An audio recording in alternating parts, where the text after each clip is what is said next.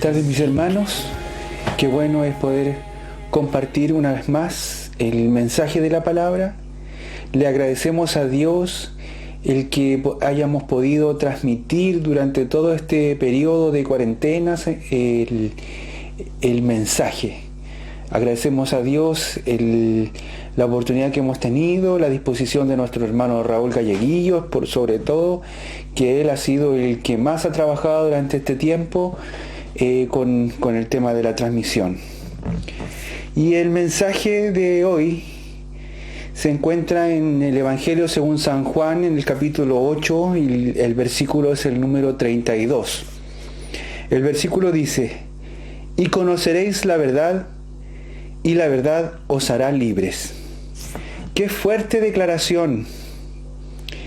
Encontré que en el escudo de República Dominicana tiene una Biblia en el centro. Y aparece en esa Biblia este versículo.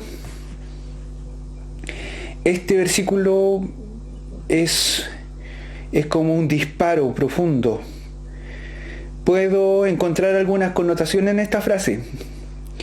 Y es que la palabra tiene inferencias contextuales, pero también hay algo en ella, algo devocional y directo que nos afecta profundamente. Primero les voy a hablar del aspecto contextual, de qué es lo que el Señor quiere decir con esta frase. ¿Qué fue lo que le dijo a las personas que estaban escuchando en ese momento? Le puse contextual porque tiene que ver con el contexto.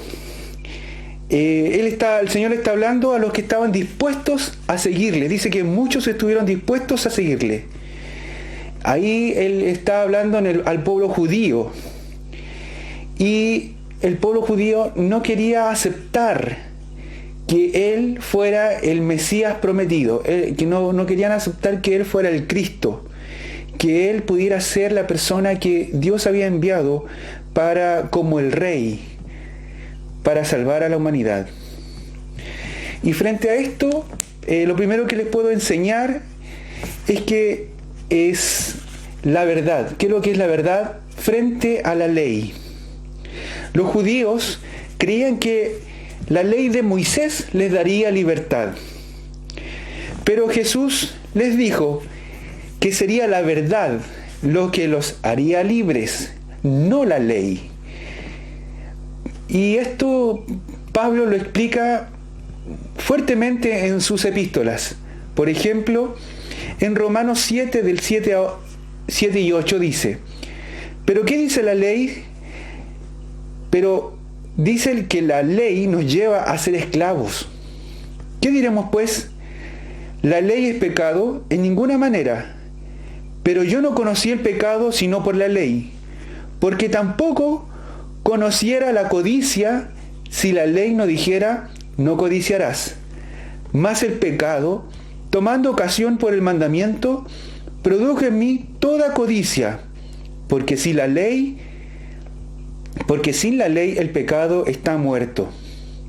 Pablo dice que sintió el deseo de codiciar cuando supo. Él sintió el deseo de codiciar en su corazón cuando él supo que la ley le decía: no codiciarás. Él dijo: no codiciarás. ¿Qué es lo que es codiciar? Codiciar es desear lo ajeno.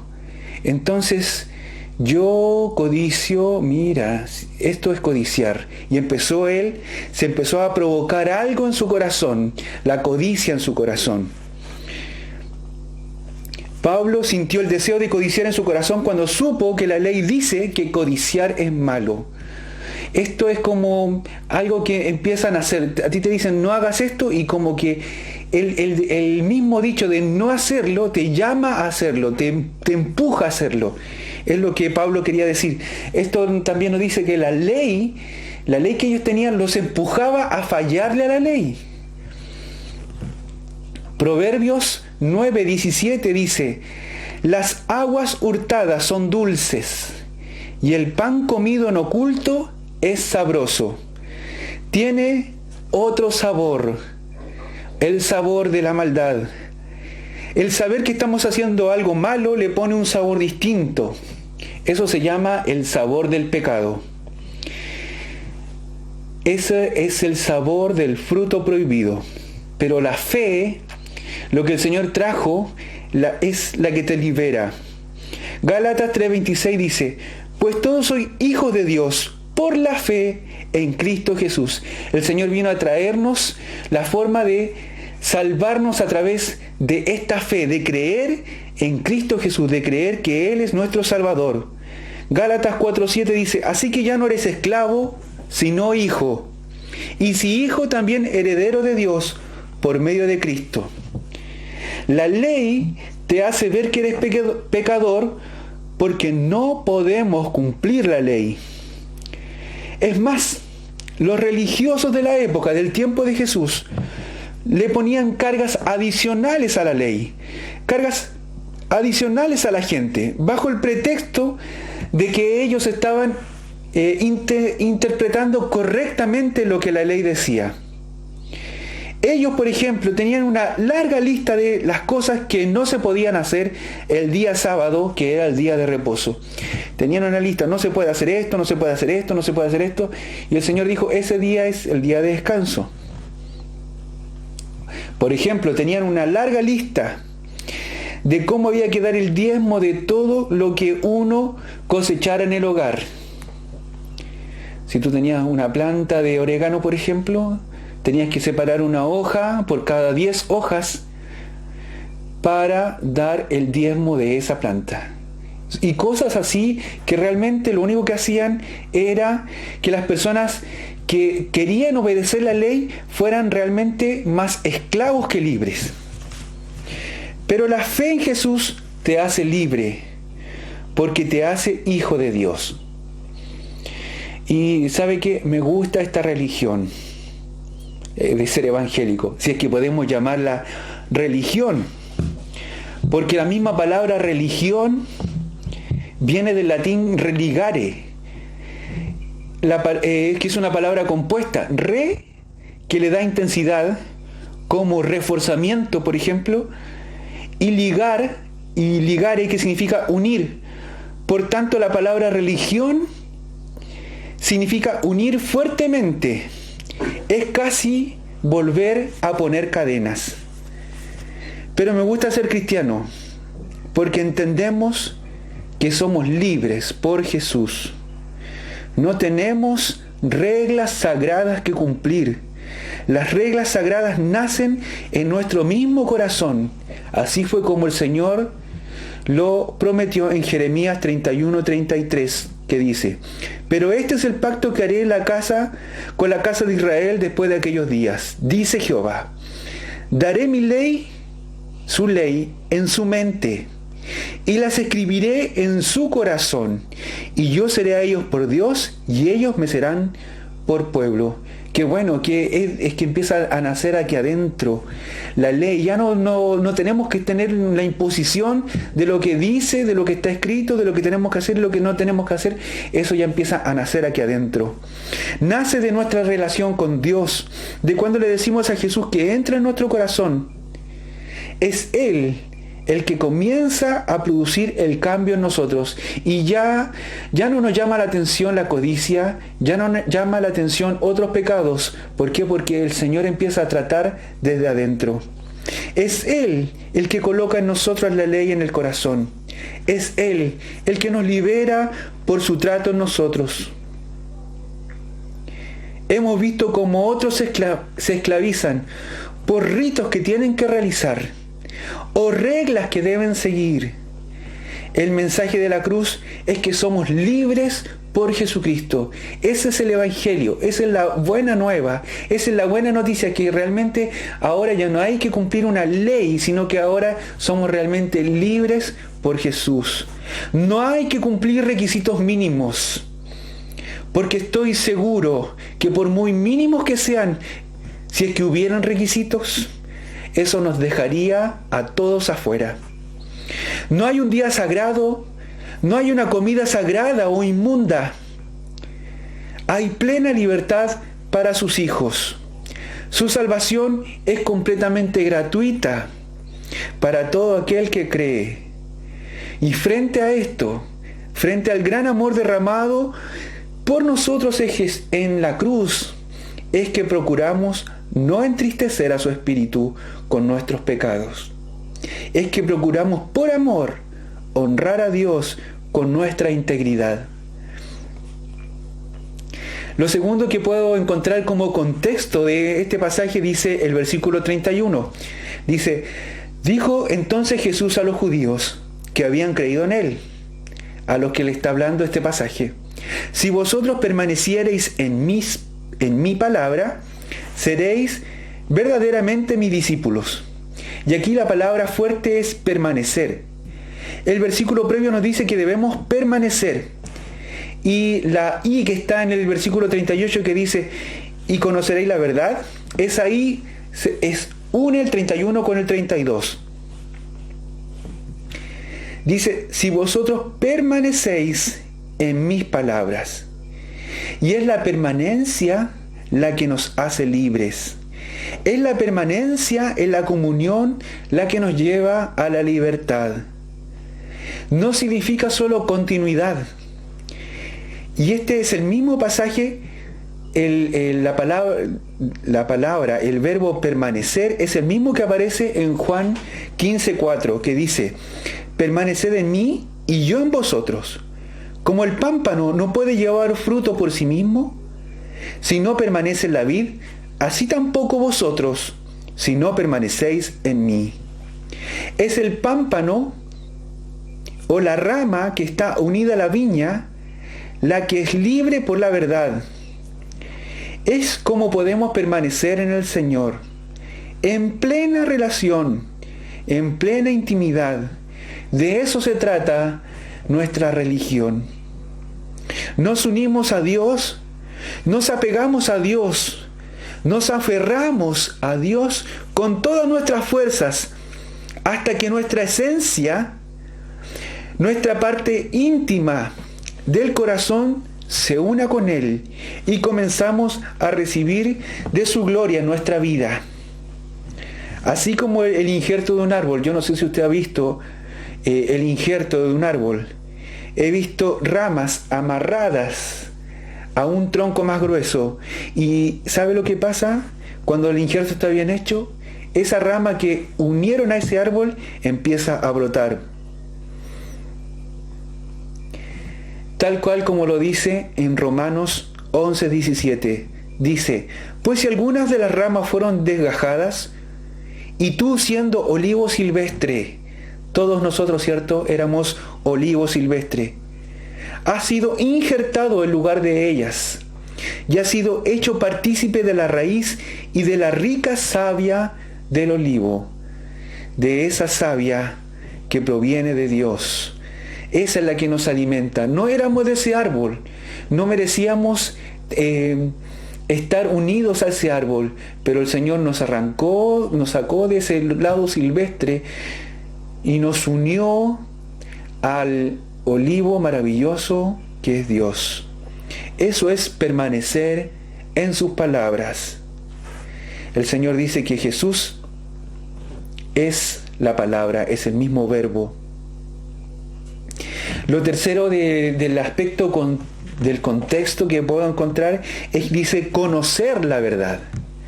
Dice, y conoceréis la verdad. Primero era permanecer en la verdad, y lo segundo es conocer la verdad, y la verdad os hará libres. Y conocer implica tener una experiencia personal con el objeto conocido, es decir, con la verdad. Ahora, no es la palabra verdad como decir que es verídico o falso, sino conocer la verdad con mayúscula. Porque el Señor mismo, ¿cierto? El Señor Jesús dijo en Juan 14:6, dice, yo soy el camino y la verdad y la vida. Nadie viene al Padre sino por mí. El Señor mismo dijo, conoce la verdad, debes conocer la verdad. El Señor dijo, yo soy la verdad.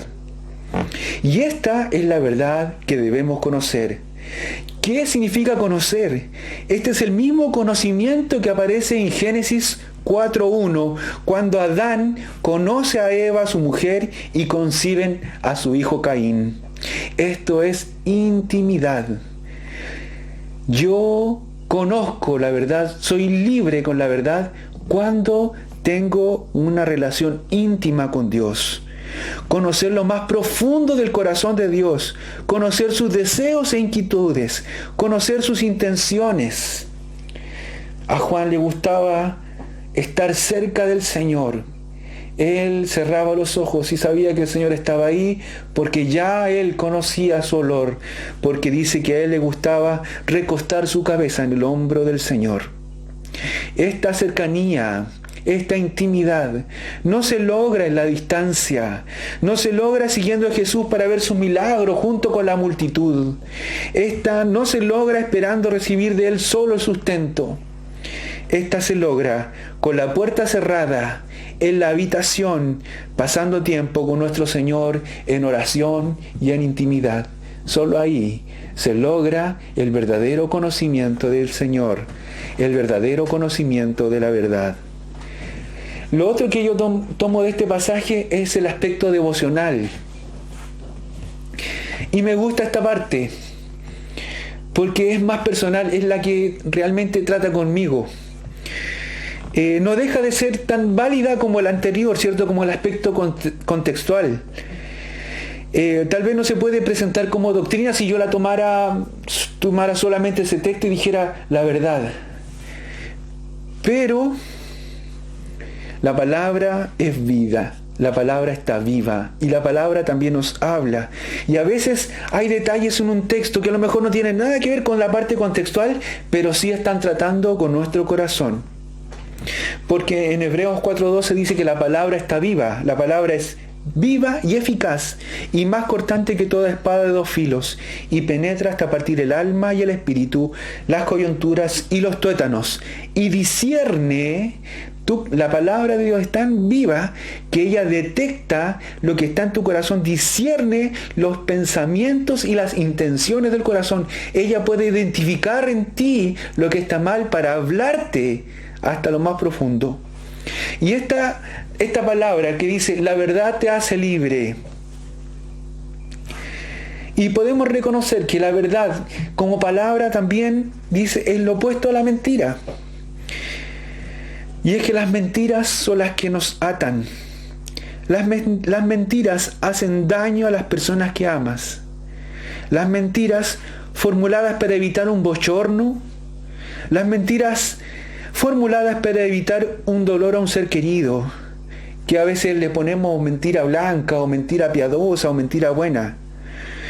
Las mentiras que se formulan para evitar un enfrentamiento con la verdad. Las mentiras que genera un cobarde para no dar la cara. Todas ellas hacen daño. Todas ellas hacen más daño que el que puedes evitar mintiendo. Qué triste es decepcionar a los que amas porque no fuiste capaz de decir la verdad. Qué triste es ser confrontado frente a una situación. Qué triste es hacer el ridículo frente a todos porque se te acabaron los argumentos para enfrentar la verdad. Por eso te digo, es mejor decir la verdad. Y esa verdad te hará libre. Te hará libre para vivir.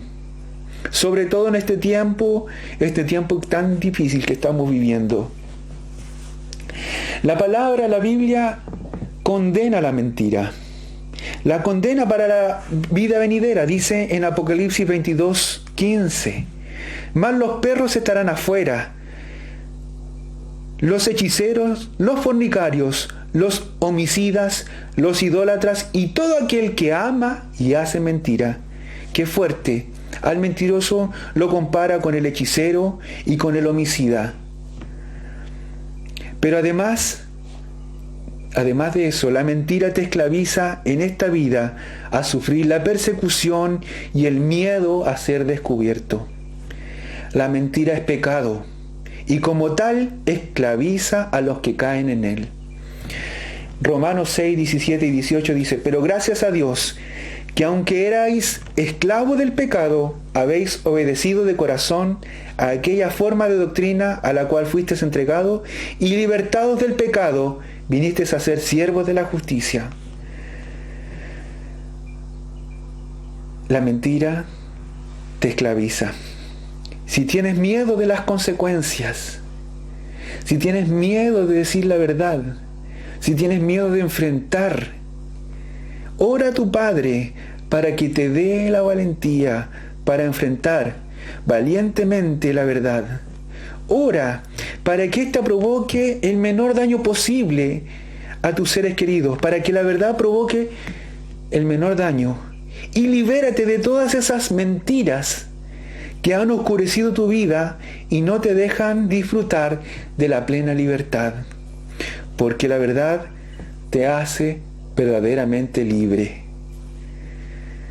Te invito a orar para liberarte de la ley de la religión y unirte a la vid, para aferrarte a Jesús en intimidad y ser verdaderamente libre.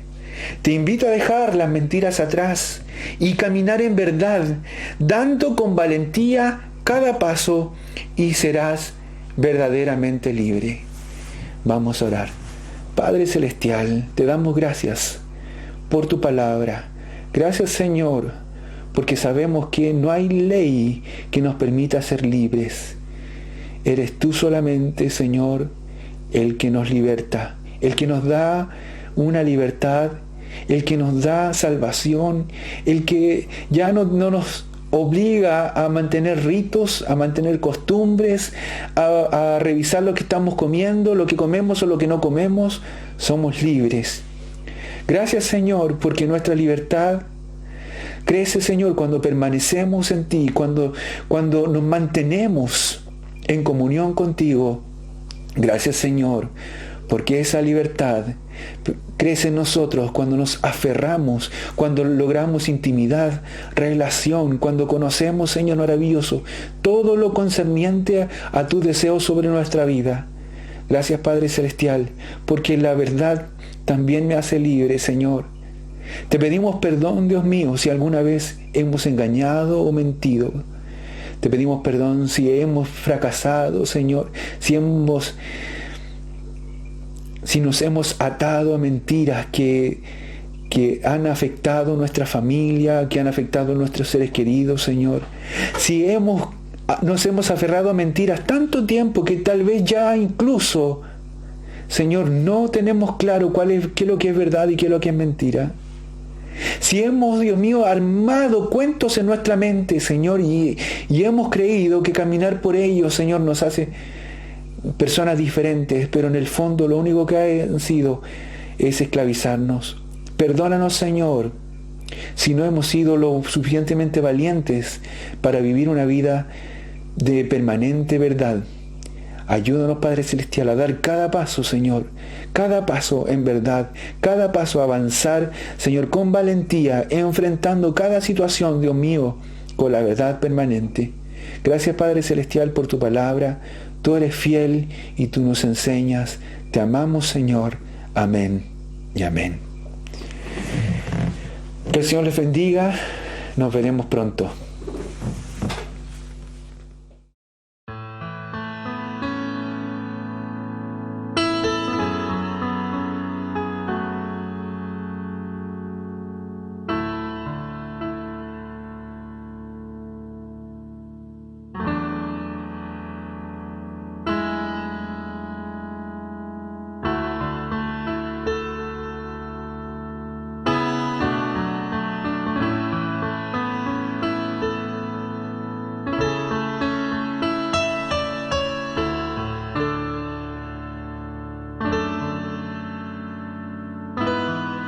Mas el Dios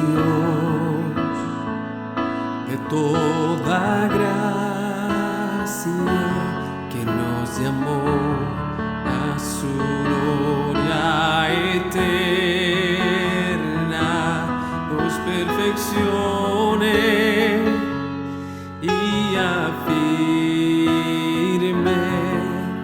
fortalezca y establezca. A Él sea la gloria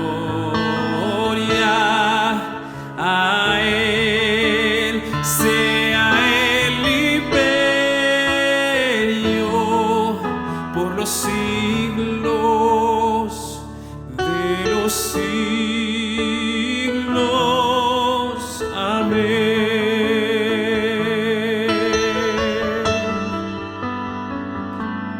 Amén.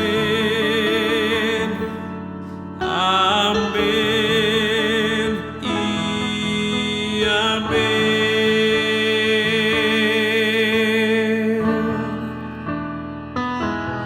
Mas el Dios de toda gracia, que nos llamó a su gloria eterna, os perfeccione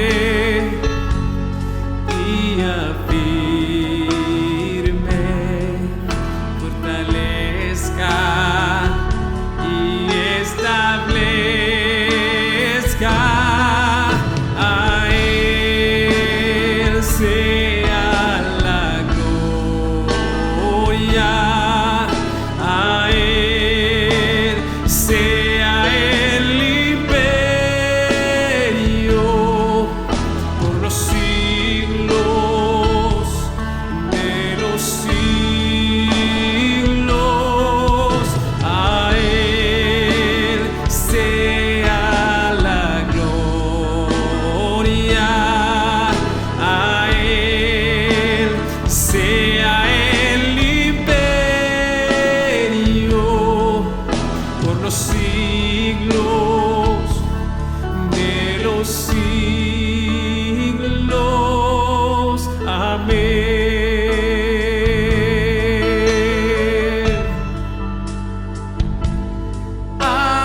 Amén. Amén y amén.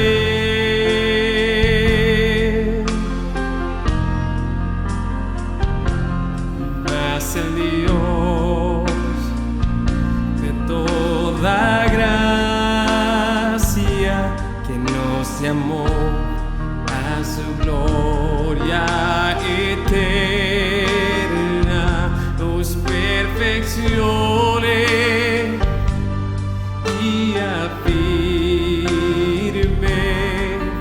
fortalezca y establezca. A Él sea la gloria, a Él sea el imperio por los siglos